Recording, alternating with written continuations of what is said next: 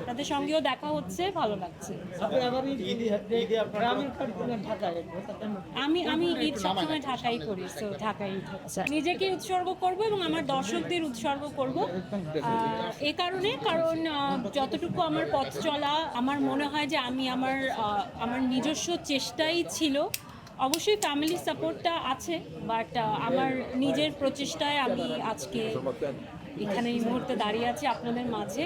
আর দর্শকদের এই কারণে, বিকজ দর্শকরা ভালোবেসেছে বলে, আপনারা ভালোবেসেছেন বলে, সেটাও আমাকে আজকে এখানে দাঁড় করিয়ে রেখেছে। আশা করি খুব তাড়াতাড়ি, বেশি দেরি হবে না। এখনো আমি নিজেও জানি না, যতটুকু আপনারা দেখেছেন অতটুকু গল্পই আমি জানি, পরবর্তী গল্প এখনো আমার কাছে উন্মোচন হয় নাই, তো আমি জানি। ঈদ নিয়ে পরিকল্পনা ইউজুয়াল, আপনারা যেভাবে ঈদ কাটাবেন আমিও সেভাবে ঈদ কাটাবো, পরিবার পরিজনের সাথে, বন্ধু বান্ধবের সাথে। এই তো দুঃখের বিষয় হচ্ছে, আমার কাছে মনে হয় সালামি দেয়া নেওয়ার ট্রেডিশনটাকে আমি জানি না, আমার আশপাশে আমি খেয়াল করেছি কমে গেছে।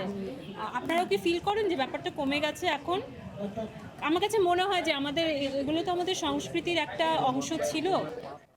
সামহাও আমি খেয়াল করেছি যে সালাম করার বিষয়টা, সালামি নেয়ার বিষয়টা, আগে আমরা ছোটোবেলায় যেভাবে কম্পিটিশন করতাম, কে কার আগে বড়দের সালাম করবে এবং কে কতটা সালামি পেল, ওটার যে একটা মজা ছিল, কোথাও না কোথাও আমার মনে হচ্ছে এগুলো হারাতে বসেছে।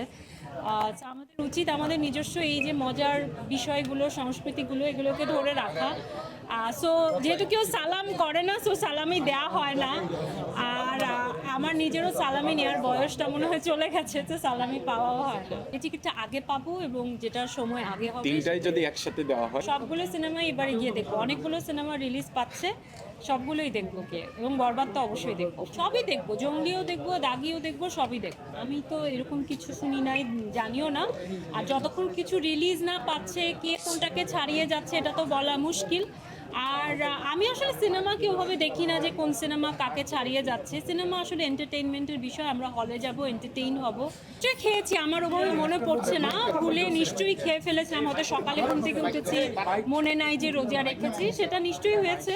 তবে ছোটোবেলার রোজার মজার বিষয়ের চেয়ে আমার কাছে খুব মিস হয় ইদানিং আগের সময়টা, কারণ আগের সময় আমরা ছোট ছিলাম, একটা ইনোসেন্স কাজ করতো। বাড়ি বাড়ি গিয়ে আমরা ঠিক ইফতারের আগ মুহূর্তে মা ইফতারের থালা সাজিয়ে দিত এবং আমরা বাসায় বাসায় গিয়ে কলিং বেল টিপে টিপে প্রত্যেকের বাসায় ইফতার দিয়ে আসতাম, যখন ছোট ছিলাম। এটাই আমাদের কাজ ছিল। সো এই ব্যাপারটা খুব এনজয় করতাম। ইদানিং খুব মিস করি ওই বিষয়টা। অপেক্ষা করছে আমার মেয়ে কবে বড় হবে এবং আমি তাকে সেই দায়িত্বটা দিব, যে তার হাতে করে আমি বলবো যে যাও সামনের বাসায় বেল দিয়ে তাদেরকে ইফতার দিয়ে আসো। ভাই আমি এত শপিং করি না, আমার এগুলো নিয়ে মাথা ব্যথাও নেই। আমার হাজব্যান্ড আমাকে যা কিনে দিবে আমি তাই করবো। না ভাইয়া, আপনার বাসায় যেরকম রান্না হয় আমার বাসায় সেরকম রান্না হবে, পোলাও হবে, কোরমা হবে, এই তো।